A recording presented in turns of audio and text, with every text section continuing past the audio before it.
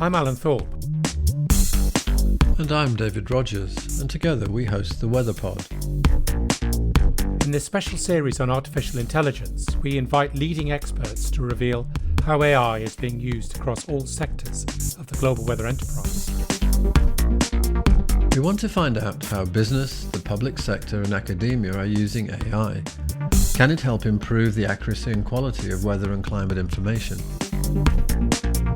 Can it help to make weather and climate information more useful and usable across a range of critical activities that are impacted by weather and climate? There are many claims being made about AI, but what is its real value when it comes to helping business and society meet the growing climate challenge? Today, it's our great pleasure to welcome into the studio Amy McGovern to further discuss the use of AI methods and tools for weather forecasting. Amy is a professor of Oklahoma University's School of Computer Science and the School of Meteorology. She's also the director of the National Science Foundation AI Institute for Research on Trustworthy AI in Weather, Climate and Coastal Oceanography, or AI2ES for short. Amy's research and that of the Institute focuses on developing and applying machine learning and data mining methods for real-world applications. This involves developing physics-based trustworthy AI methods, as well as explainable AI.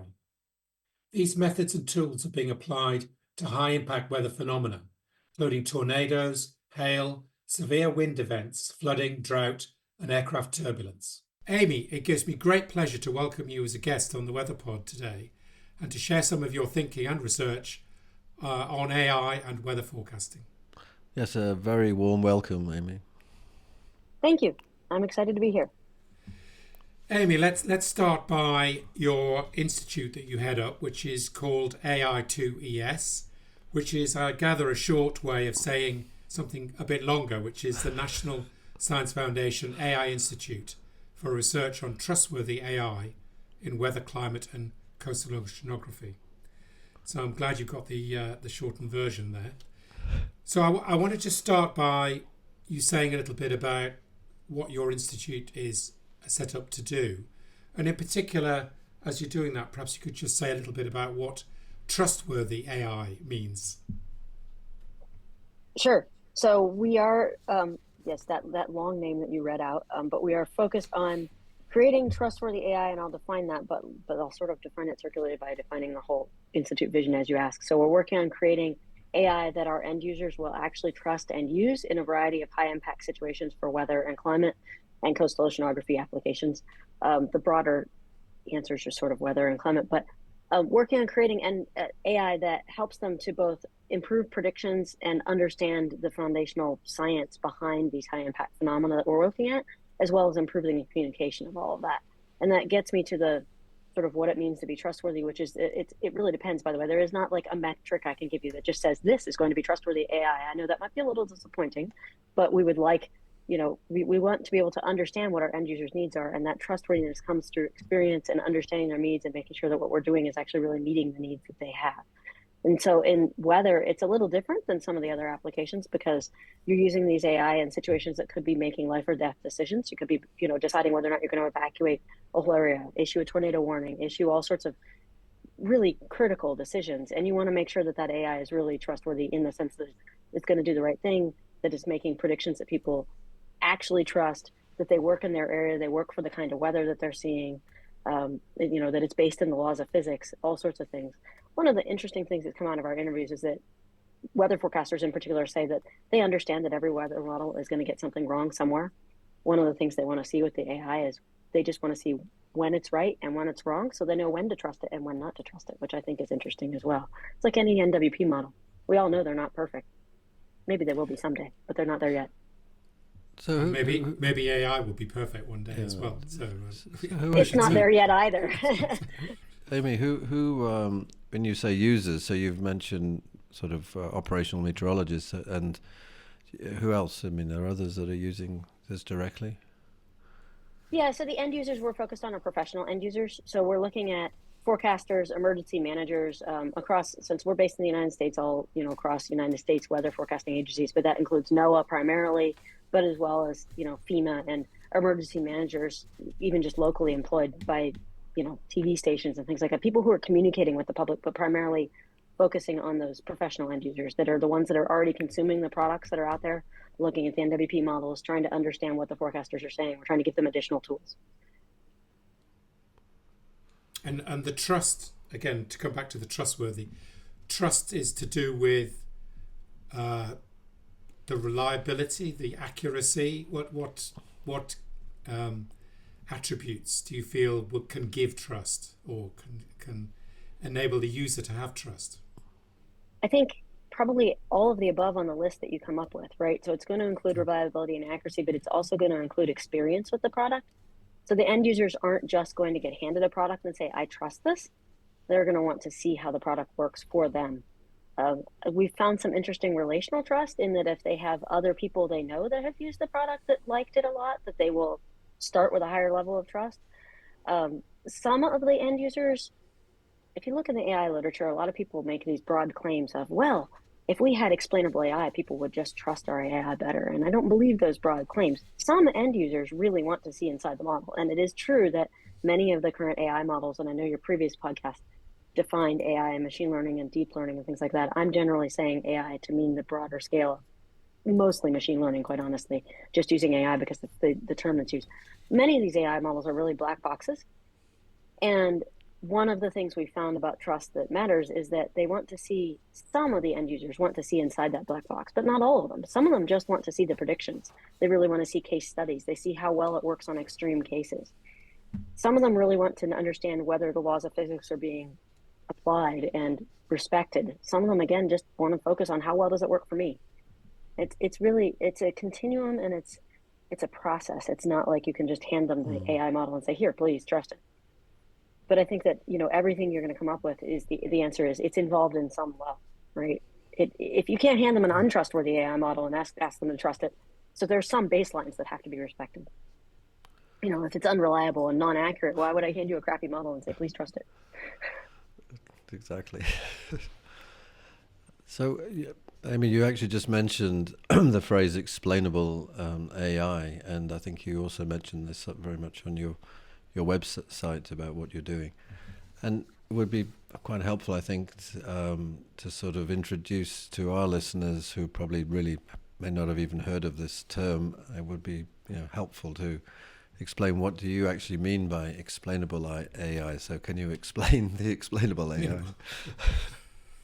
So that's a good question. And one thing I would add as I give my answer is that there's two terms that get used, and sometimes people use them interchangeably. There's explainable and interpretable AI, and I'll define it in a way that I differentiate between the two of them.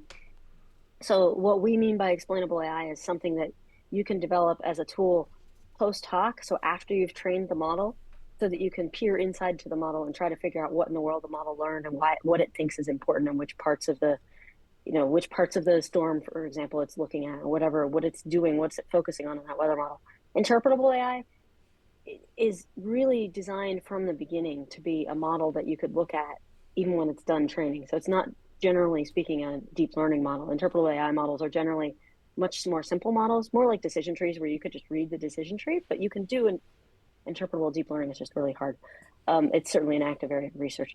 The idea of the interpretable model is more that you can look at that interpretation as soon as the model is trained. You could just look at the weights on the model and you could say something out of that model to understand what was important and what wasn't. So they're both important. They're just different model goals. And just to follow up on that, to what extent do you think, you hear a lot that AI and machine learning are, quotes and quotes, just black boxes, and you get the answer that you get. And from that, I sort of guess that the ability to look inside the black box to explain how the neural network actually produced a particular system or a particular outcome is limited at the moment. So how far down the road do you think people who are investigating AI have got in terms of explainability? That's a really interesting question, and there's a really there's something called confirmation bias, which is what I see a lot in the explainable AI method. So confirmation bias is you go in with your hypothesis and then you find something that confirms your hypothesis and you say, wow, I did it. And you keep going and you just don't look any further. And I see this a lot in the explainable AI methods. There are about 10, 12 sort of popular methods out there. And people will apply them to their deep learning model they trained on weather. They go in with a hypothesis of this thing is important, right? It's their physics-based knowledge that they have. They find the explainable AI method that confirms that hypothesis and say, okay, we use this method and it confirmed this knowledge that we have. And they don't look any further. They don't look across methods. They don't look to see what the different answers are and what else the model might have learned. And I find that a little bit frustrating. So I don't know if that answers it's sort of going around your question of how far are we? I think right now we're not far enough along the path of creating explainable AI that's really trustworthy. We've got just the beginnings of it because we've got things that you can look inside the model and give you very different answers depending on which method you use for explainable AI. And then people aren't sure which one they should use. And so they tend to go back to this confirmation bias and say, I'm going to use this one because it confirms the physics that I know, even if this other method gives them a different answer. They don't know what to do with that answer. They say, it must be wrong. So I think that we're very much at the beginning of that. And we really need to develop a more comprehensive set and more understand what each method brings to the table and then find a better way, especially ways that handle the laws of physics. Okay, well, I think I wanted to come on to the laws of physics actually now, so that's a good segue into that. I guess in our opening episode of this special series on AI for the WeatherPod, we talked to Kirsten Dale from the UK Met Office, and she actually did a great job in describing a sort of hierarchy of techniques, if you like, in AI, so that the highest level is the phrase data science. And I guess then she and I might have a disagreement about the hierarchy that she produced, but that's okay. It's sure. A friendly disagreement. Of course, I would say it's pretty confusing to others if there are disagreements on this. But anyway, I suppose from my point of view, these AI techniques in the end can be described as statistical methods, actually, a root cause. Now, I wanted to ask you about, because I've seen on things you've written and on your website that you refer to physical data science and physics-based AI methods. And you've already used the physics adjective quite a few times already in this podcast. And I really want to go into this in a little bit of depth. What do you really mean when you say physical data science and physics-based AI methods? And in particular, are there non-physics AI methods? So is there a class that are physics-based and a class that are not physics-based? And I don't know whether perhaps you could bring that to life with maybe an example from some of your own research on high-impact weather. Sure. Okay. So the putting the laws of physics into the deep learning methods in particular, which is what a lot of us are doing these days, is the deep learning. And by the way, Kirsten's hierarchy was perfectly fine, except for that she and I on AI and data science would probably go back and forth. I don't think that the Venn diagram of data science completely overlaps AI. I actually have a Venn diagram that goes with those terms that I use in my AI class. But the physics-based AI methods are really in their infancy. They're just beginning to be able to add the laws of physics into the different deep learning methods. And I think I'll give you an example from Kirsten also talked about this at the end of her podcast, from something that's really rocking the world right now in NWP, which is the new generative AI methods that have come out from NVIDIA and Google and China. And, there are a couple other places that are putting these methods out there. They're purely data-driven when they talk about them. So those have no physics in them. With a star, I want to put an asterisk on that. So hold on to that for a second. They're purely data-driven in that they're learning entirely from data that's been handed to them, and they're learning to mimic that data going forward. So there's nothing inside the methods that say we have to respect the laws of physics, such as we're never going to go below absolute zero. We're not going to just create something out of nothing. We have to conserve mass and all these sort of fundamental principles that exist in the NWP models. Now, my asterisk, I said I was going to come back to it. The asterisk that exists on those particular models is that they're being trained from NWP models. And the NWP models are respecting the laws of physics. So they're training from data that was created from physics-based models. They're just not using physics themselves right now. And that it almost isn't. some of the people who are creating these models like to say, oh, but they're physics-based because they were trained on data, physics-based models. And I know Kirsten talked about how we're not going to be able to get rid of NWP, and I'm with her on that, right? Because the data assimilation methods that are creating these reanalysis data sets, for example, are very physics-based, and they're what's being used to train the vast majority of AI models out there.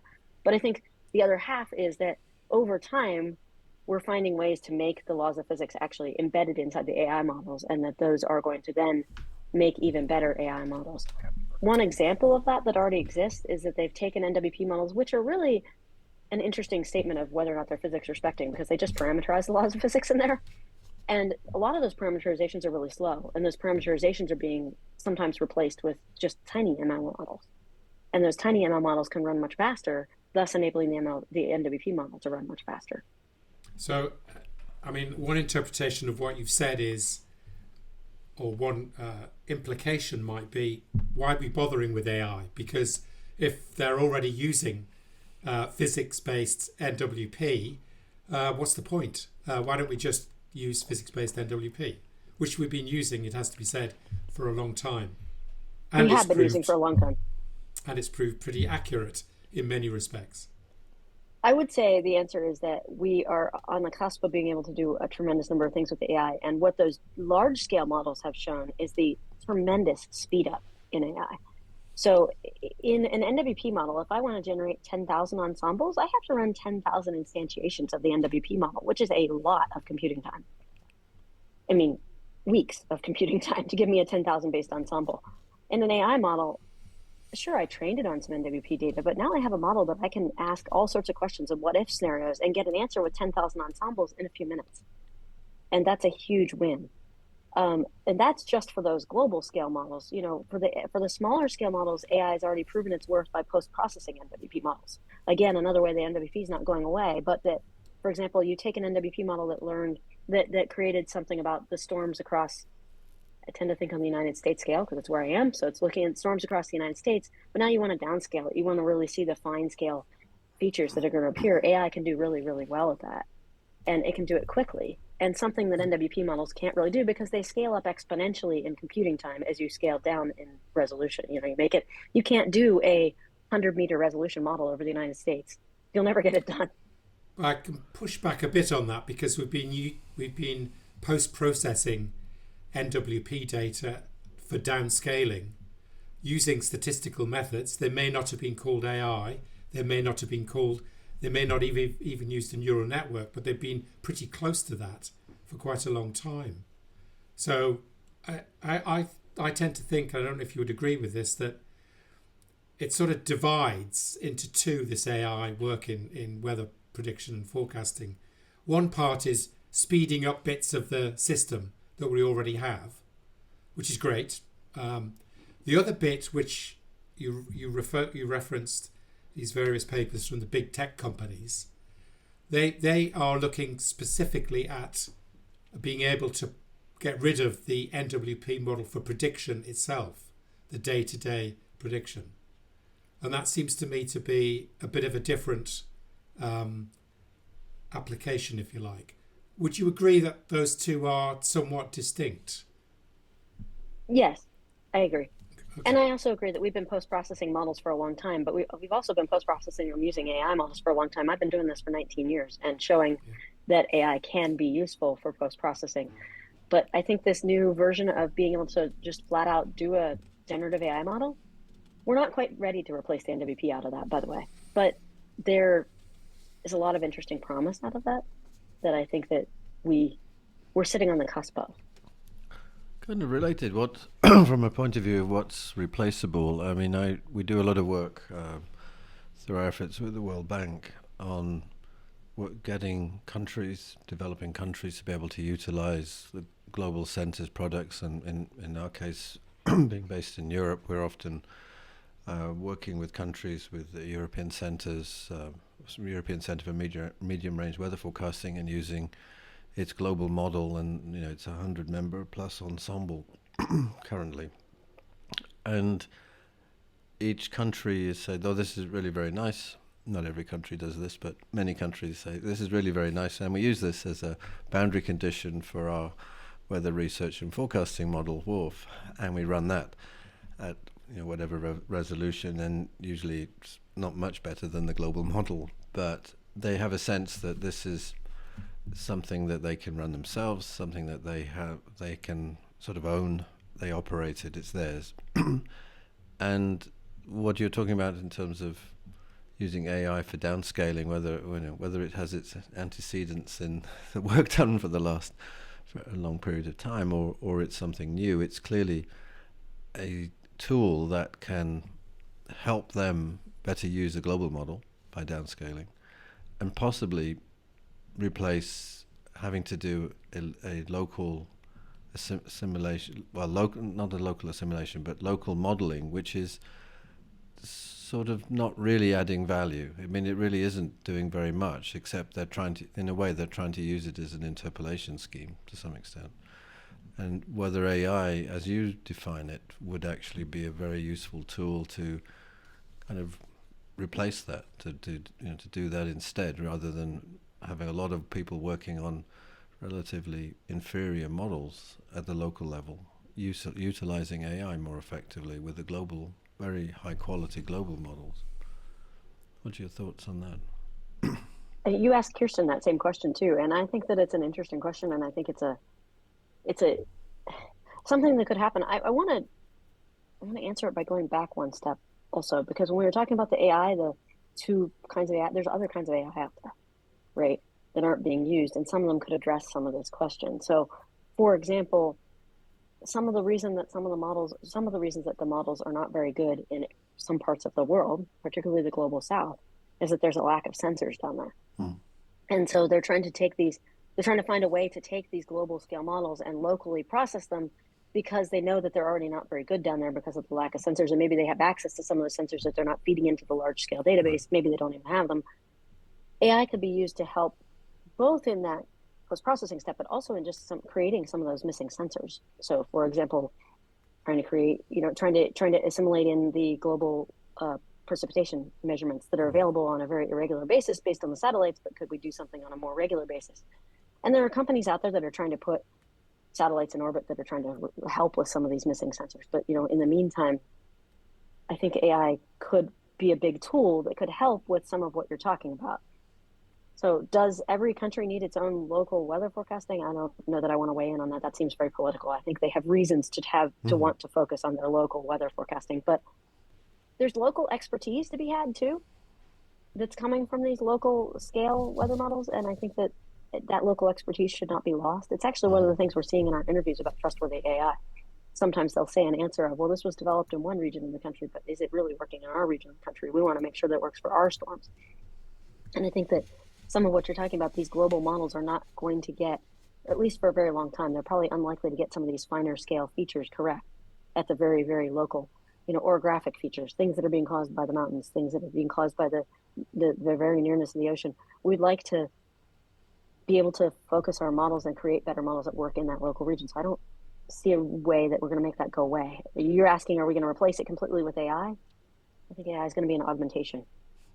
Yeah, I think I was more about augmentation, because it's more that you're dealing with models, local models, which are not particularly the latest in terms of capability, in terms of their physical representation of the real world. But at the same time, you have a tool that is extremely good at doing downscaling, and the quality of the global products is actually very, very high. But it's at a resolution in terms of the way you want to interpret it that is too coarse for the application. And right. Well, you're never going to get a global model that's going to find tornadoes, for example. You're just not. It's a too fine scale of feature. The biggest issue is probably rainfall, and trying to get better rainfall, point specific rainfall, for example, and that kind of thing. And if AI can address that and help, then it reduces some of the burden in terms of very high-end computing to run some of these local models. They still take a lot of resources.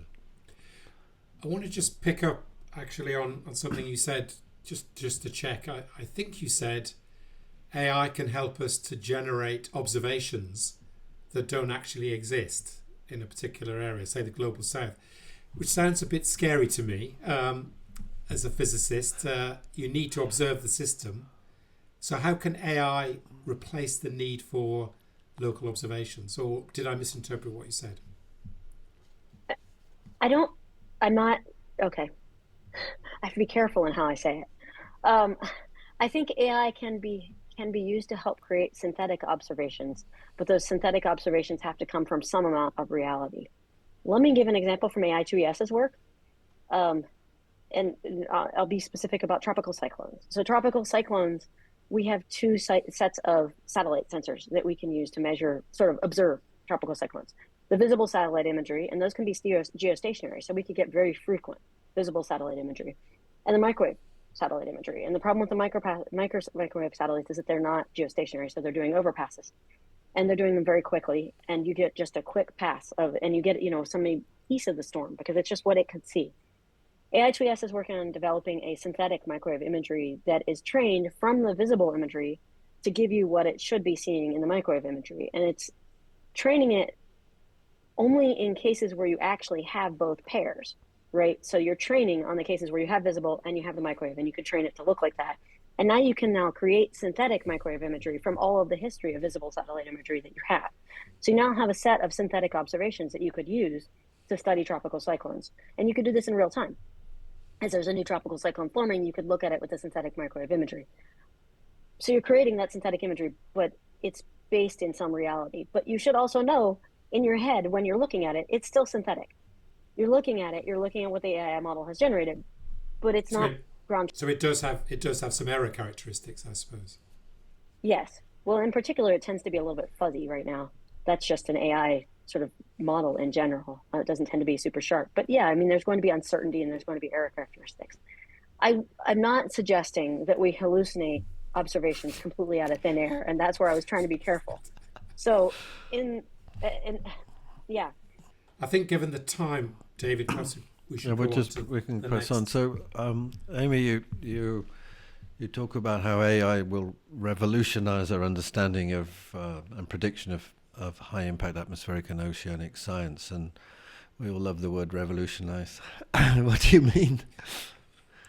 That's an excellent question. I think, what I mean by that is that AI is really poised to help us actually do that. So we have these really high quality, huge amounts of data that a human cannot possibly understand, right? And AI can look for look for patterns in these large data sets. We're talking about like petabytes of data that humans are not going to be able to find. And AI can find interactions across variables that the human just never would have hypothesized, and say, hey, have you considered this?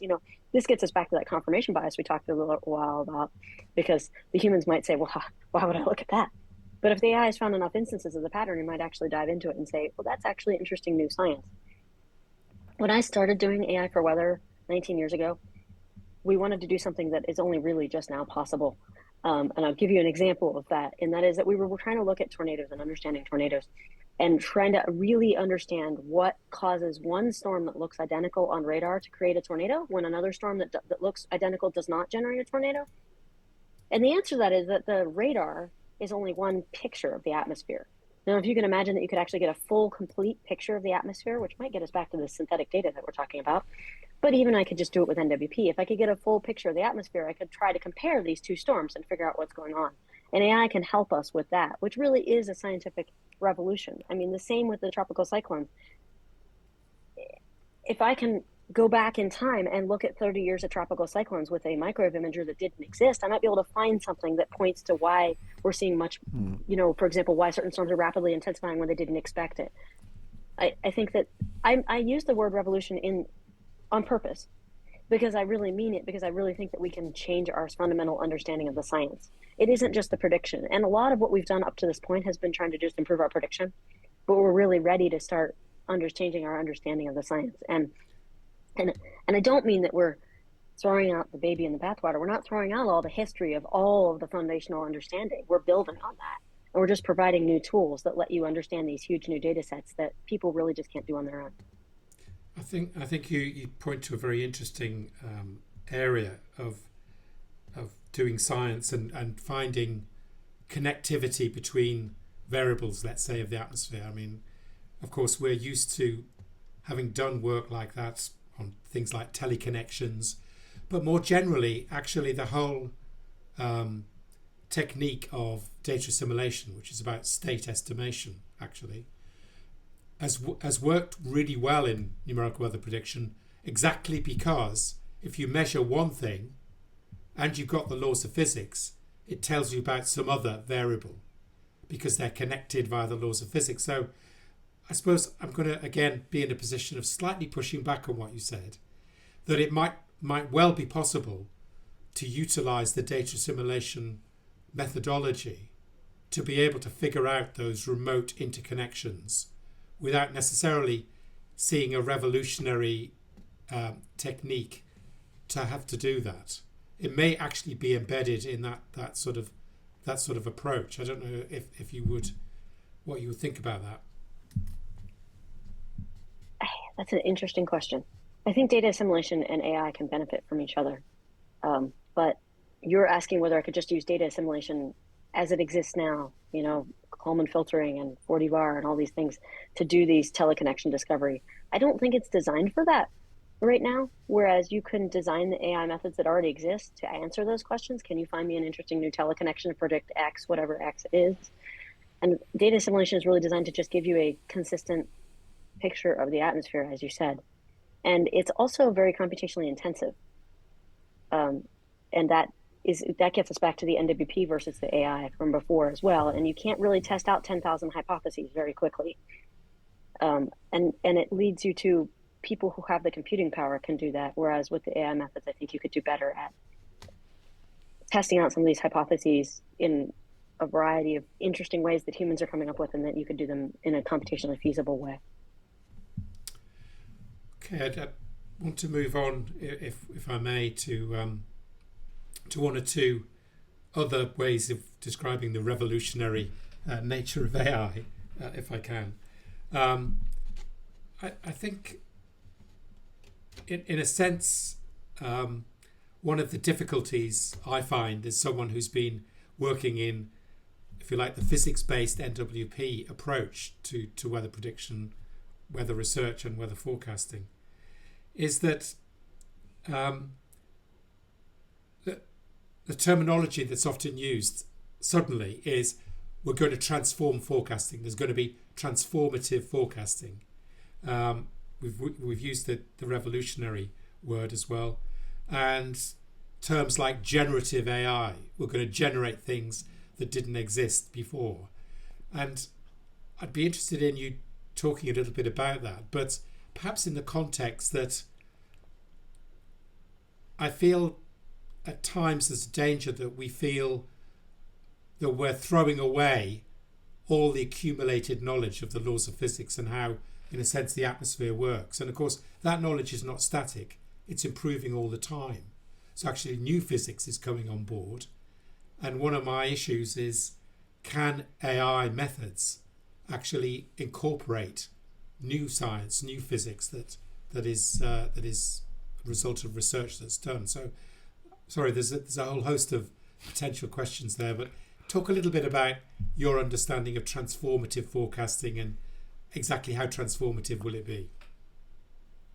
It's an excellent question. And you ask very long questions Sorry. that have very in-depth. I'm well known for it, so sorry. I just want to make sure I answer it all, and it feels long. Okay, I'll start with the transformative part.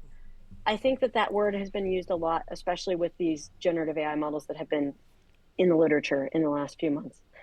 And the reason is that they feel like they're a whole new method of doing NWP without, we'll go back to that asterisk, without the NWP in the background, right, where it still has it.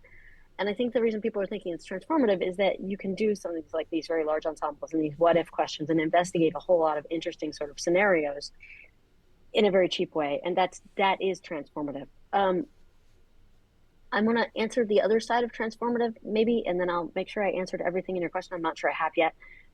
The other side of transformative that I think sometimes people hear when they hear talking about AI is they hear it's coming for my job. And that isn't at least what I mean when I'm using transformative, because what I'm thinking of it is we're providing a whole new tool.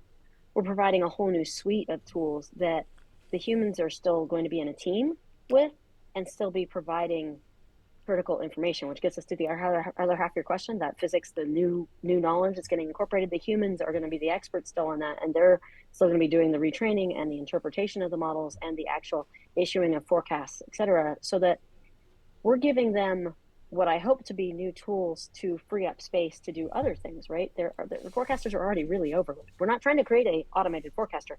It is possible. I am not speaking for all of the companies.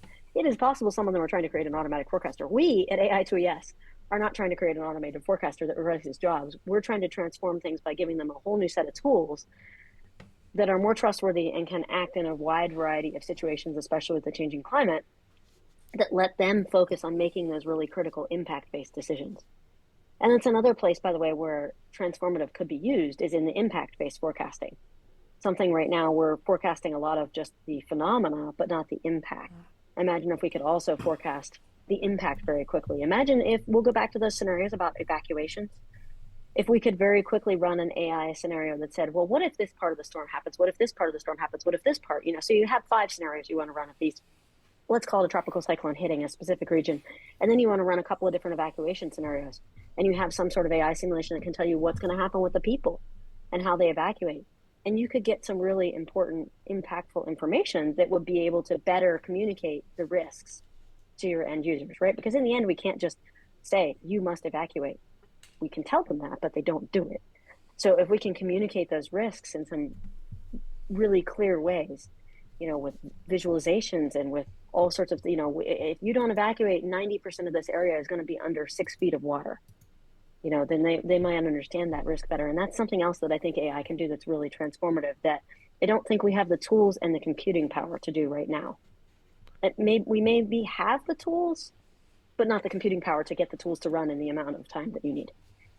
But you're now touching on something that's very close to my heart, because that's sort of the area that I work in which is really the community interface, right? How people use information or don't use it.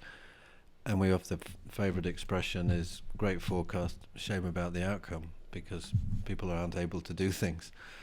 And I think you've just touched on an area which I'd like to explore a little bit more, because let's assuming that with all of the things that you're doing, we're definitely going to improve the forecast, but the impact end of it is still very much something in the forefront of everybody's mind, and it's something that we are doing in a very cursory way at the moment. It's very general, and it comes down to more than just whether you've got 6 feet of water or 2 meters of water, but whether you are actually reaching people who are differentially abled, who have got different needs and these things. I mean, to the extent to which we have information about communities and society, I'm assuming that we can use the similar tools, not to say the same, but similar ones that will enable us to understand what we can expect people to do. And this is something, and this is the question. So that was a statement. So this is the question. And you think I'm wrong? Come on. Right. It is a discussion, right? So that's where we're coming from. And now I posed this question actually very recently to others. So we have a situation where this week you're going to give out a forecast, and it's a forecast with all of the bells and whistles and all of the help that you can provide. And it so happens that that forecast is a bust. So it was a warning, but it did not materialize as an event that required any action on the part of people. Next week, we're going to have the same event, same kind of warning, but we know pretty much that people's behavior is going to be different. They're going to be more skeptical. The trustworthy nature of in this case, of the warning is going to be downgraded. They will kind of be suspicious that this is just yet another call from government which is wrong. So I'm actually talking to some people about the application of AI in this area, and so the question is how you see bringing these pieces together. I mean, clearly there are different communities who are worried about behavioral science and can apply that, but do you see that coming together in the kind of work that you're doing, that we would actually be able to put this together in a timely way, not a decade from now, but relatively quickly, that we can actually see the benefits of the application of AI across everything that we're doing, so that it's really helping us make better decisions and helping people, individuals, make better decisions. And to communicate those better And decisions. communicate, Yes, yes, I, yes, I yes. do. So in a related grant that we just started, we got funding from NOAA that we're working on trying to understand people's behaviors under flood warnings and looking at atmospheric rivers as well as just sort of normal flooding. Tropical cyclones coming in, as well as just a stalled system that just sits on top of you and dumps lots and lots of rain. I noticed you've been correcting me from inches to metric, so I'll leave my lots and lots of rain at general.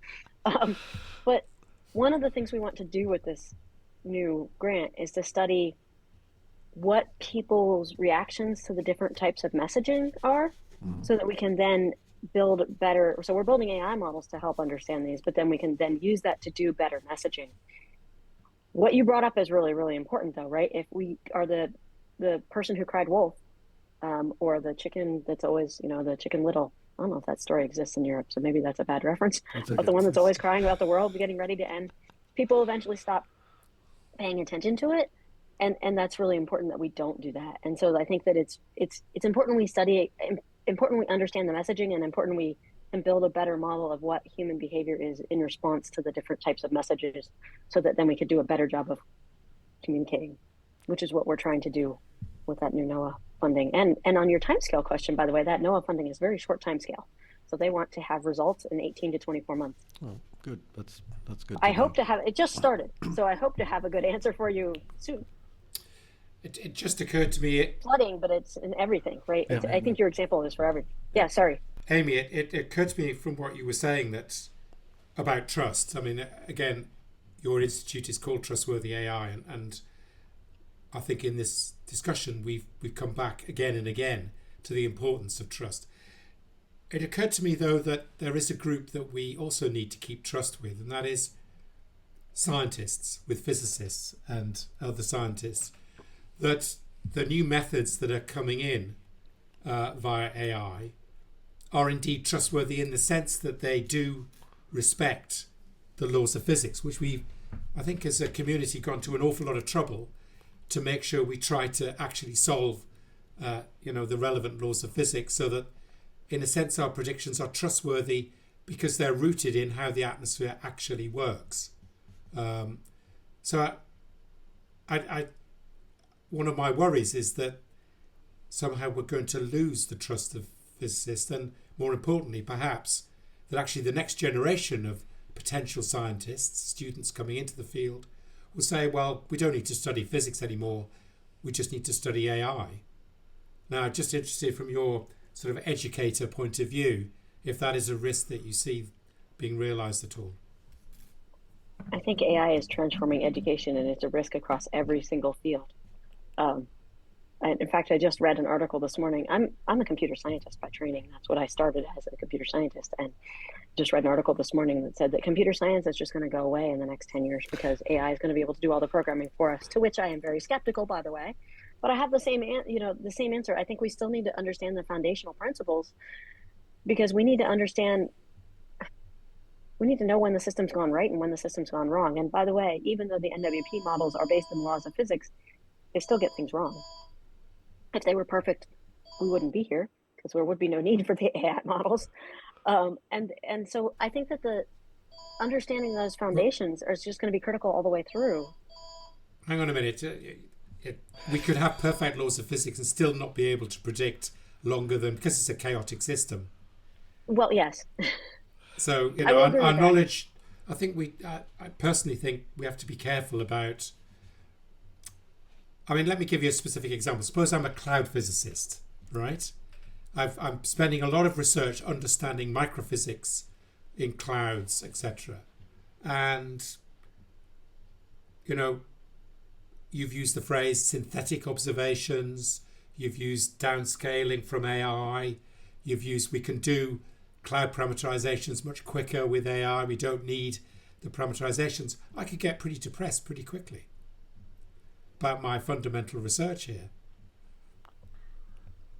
I would not want you to be depressed quickly about your fundamental research. I would want you to be excited that there's new tools out there, because there's still lots of unsolved questions to be solved. And if you have new tools, you can then use those tools to help you try to tackle the new questions. And I don't think that we're looking at, 10 years from now that we will have solved all the questions. I don't think that, as you said, there's chaos in the system, but I'm a Star Trek fan, and Star Trek looks all into the future, and you know that they didn't even get the weather predictions right in Star Trek. So they couldn't even think that, 300 or 400 years from now that they would get the weather right. They were just talking about Earth. There's a whole section in one of my favorite books that talks about how Spock was trying to solve the weather on Earth and then couldn't quite get there. And I think that there's still lots of fundamental new science questions. We're going to come up with new questions that we originally threw out because we couldn't answer them. Right? We said, well, that's too hard, but now we can do it. Actually, And, come and back to the don't cloud be physics. depressed. To come back to the cloud physics one, since I used to dabble in cloud physics once upon a time, I think I would have found access to some of these AI tools to really have helped my interpretation of what is actually going on. It's like we didn't know a lot about processes. We had a lot of data that was extremely difficult to manage, and if you had these tools, you probably would have had much quicker insights into what is actually going on, and we're creating the understanding of the physics, and it would have been very helpful to have had some of these tools to aid that. So it could work. It wouldn't have made me so depressed. I think I'm doing quite happy actually to have that. I'm glad to hear that, because I don't find it. I mean, it comes back to the same question I asked before. I don't find it to be something that we're trying to replace the forecasters. It occurs to me while we're talking about Trustworthy, one thing we haven't talked about, and it's a message I like to get in there, is that we at AI2ES are not just AI scientists or atmospheric scientists or ocean scientists working on these problems. We're also working with social scientists. And it comes in with the grant we just talked about, where we're trying to understand what the behavior of people is. We're trying to understand the communication of the messages. And I don't want to lose that in all of this, because when we're talking about trust, we were talking about a technical sort of physics-based definition of trust. But I think these social scientists and working with these social scientists and understanding what people really need and what they really understand and what messages they are taking from it is really critical, and something that we also can't lose as we go forward with developing these AI methods.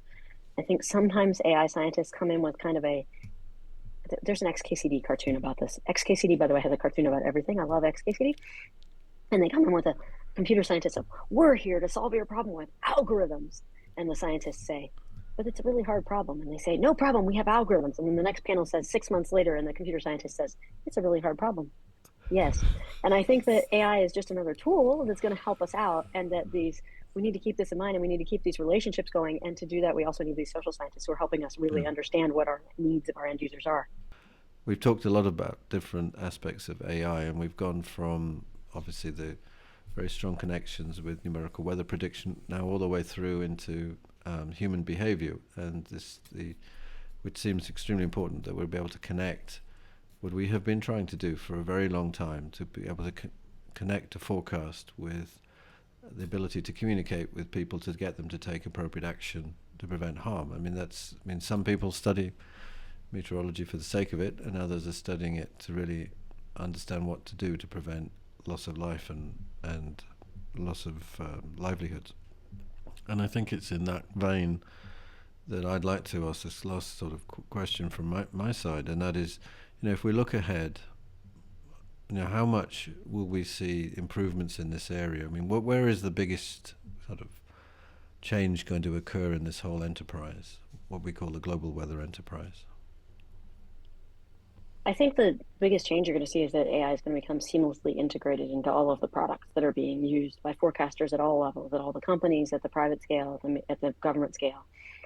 And I think that's going to be a huge change, because they're used to, I think we started this with talking about how long NWP has been around. They're used to using NWP models, and seamlessly integrating AI into it is going to be a big change. I think this gets us to the crystal ball without you asking about the words crystal ball. And that is that I think over the next 5 to 10 years, we're going to see a seamless integration of very personalized weather forecasts that are being generated by AI. But the other change that needs to happen, which I think gets us to the question Alan asked a few minutes ago about being depressed, is that we need to make sure that we're educating our current existing workforce as well as our up and coming workforce about how to use AI, so that they understand it and they see it as a tool and a piece of their toolbox, and they're not intimidated by it. And they don't think that, well, I just have to fall back on this method's been around for 50 years because that's the only thing I know, or it's the only thing I can trust. They understand that there's other tools in the toolbox, but they also need to understand that AI right now is being viewed as a very shiny hammer and not everything is a nail. So they need to understand when AI is an appropriate answer and when it isn't. And I think that workforce development is really, really critical. It's critical for the current workforce because they feel like they're being left behind. And it's critical for the up and coming students who are being trained and going to go into our workforce so that they know what tools they have and how they can actually do their best job of forecasting impact and communicating impact. And, I've had people, for example, to give an example, I've had people that ask questions, well, can't we just use ChatGPT to give us the best impact? To give us better forecasts, to translate into the native languages, all of these things that ChatGPT can do, but we don't have time to do. There's a lot of caution to put into that right now, right? They need to understand all the things that it has, all the upsides and the downsides, and they really need to have that training to be able to actually create the best sort of impactful forecast. Well, that really concludes our latest episode of the WeatherPod in this special series on AI. I'd just like to conclude by saying so many thanks to you, Amy, for your thoughts on this subject. And it's clearly one that we're going to come back to again and again, and it's going to shape the future of the weather enterprise in the ways that you've described, which have been very thought-provoking. So thanks a lot. Yeah, I think even an understatement. Really, thank you very much. It's really enlightening, this discussion with you. Thanks, Amy. Thank you. Well, that concludes this special AI episode of the WeatherPod. We hope you've enjoyed it. We'll be back in the near future with another episode dedicated to how the global weather enterprise is using AI and related technologies. If you have any comments, then please contact us at support@gweforum.org. Goodbye for now.